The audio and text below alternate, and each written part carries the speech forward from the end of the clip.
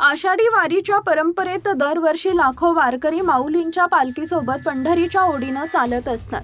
वारीच्या मार्गात अनेक कठीण चढ उतार येतात, परंतु 11 जुलै 2026 रोजी दिवे घाटात घडलेली घटना संपूर्ण वारीच्या इतिहासात एक अविस्मरणीय आणि थरारक घटना म्हणून नोंदवली गेली आहे.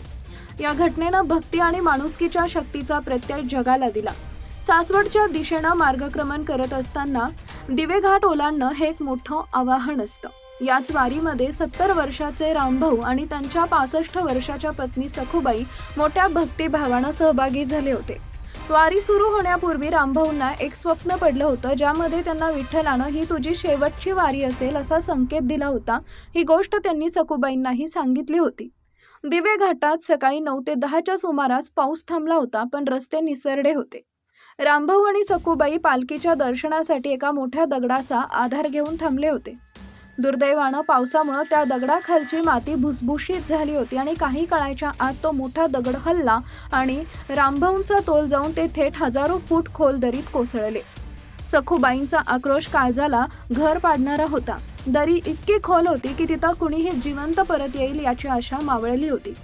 पण त्याच वेळी उपस्थित असलेल्या काही धाडसी तरुणांनी हार मानली नाही. पोलिसांना बोलवा म्हणण्याऐवजी त्या युवकांनी जिद्दीनं आपण साखळी करूयात असं ठरवलं.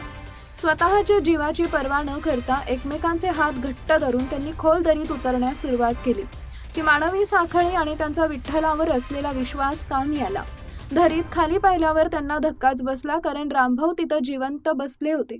इतक्या उंचावरून पडूनही त्यांना गंभीर दुखापत झाली नव्हती. जणू काही त्यांना एखाद्या अदृश्य हातानं सुरक्षित खाली उतरवलं होतं. रामभाऊंना सुखरूप वर काढले आणि त्याच वेळी माऊलींची पालखी समोरून मार्गस्थ झाली.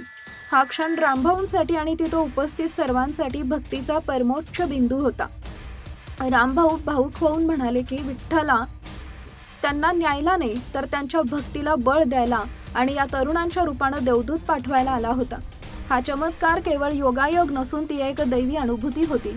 या घटनेनं हे सिद्ध केलं की जर श्रद्धेत ओलावा आणि माणुसकीत प्रामाणिकपणा असेल, तर संकट कितीही मोठे असले तरी देव कुठल्या ना कुठल्या रूपात मदतीला धावून येतोच.